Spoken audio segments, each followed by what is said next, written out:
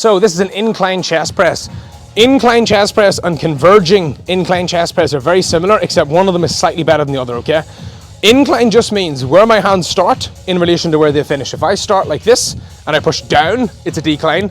If I'm pushing relatively straight, it's usually a flat. If I'm pushing up, it's some degree of an incline. So if I'm sitting in a machine like this isn't an extreme incline, but it is a slight incline because the pad is leaning back very slightly. And I start off here, and whenever I push to there, for example, okay?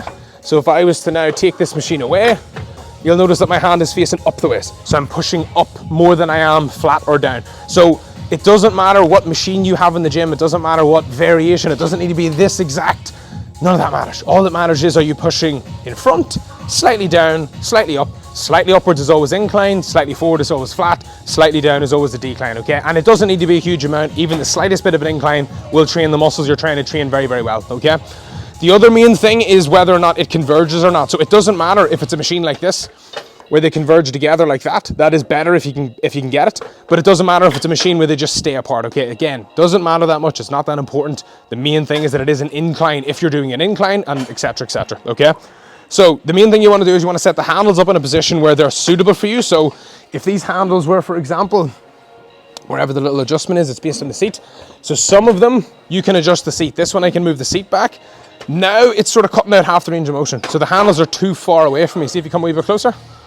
Handles are too far away, so I'm only starting here. I'm not getting any stretch on the pec. It's too far forward. It's like a half a rep, okay? Similarly, if I had the seat way too far forward, it's like too much of a stretch. Like my arms are jammed behind me, real awkward. I'm going to injure my shoulder. If I'm trying to start from here with a heavy weight, it's not going to help me, okay? So I want to find a position roughly where whenever I adjust the seat, I put the hands in and I feel a slight stretch. That's your judgment is a slight stretch here, but it's not discomfort and it's not too far forward or too far back. And then it's very, very simple, okay? Your feet are planted into the ground nice and solid like that. You're driving your hands together. You don't want to lock the arms out fully at the top, okay? The reason being is that you lose a little bit of tension on the pec. So whenever you keep a slightly soft elbow, you maintain tension a wee bit more. So driving up like this, slightly soft elbow, down nice and slow, feeling the stretch, not resting it, not like this where the machine hits the bottom. I want to keep that off. I want to make sure always on a machine exercise that there's a slight gap between the stack. That means I'm still maintaining the tension.